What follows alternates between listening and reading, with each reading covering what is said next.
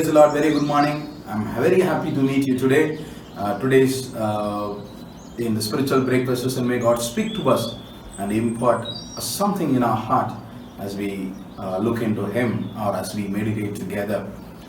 Today is celebrated as the International Postal Day, and in 1874, the International Postal Union was formed in Bern, Switzerland. So that day, the anniversary of that union is celebrated as International Postal Day. Postal is playing a very important role in everybody's life, in every nation, not just India, but in every nation. Postal is very important.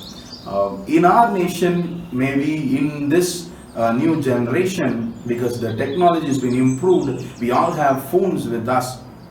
The postals may have been reduced, but still we have so many things through postal. We have magazines, we have letters being transformed, we have so many things we do through postal.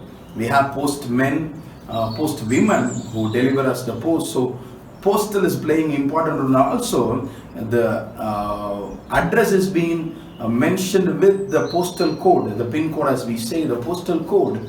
So the postal is playing an important role in our nation or in every nation. As we celebrate the International Postal Day, we should pray for our the authorities who are in the postal department, who are working in the postal department, our rulers. So remember all of them in your prayers, and especially as Tamilians, we should remember to pray for the appointment of the employees inside the Tamil Nadu in the postal department for Tamilians.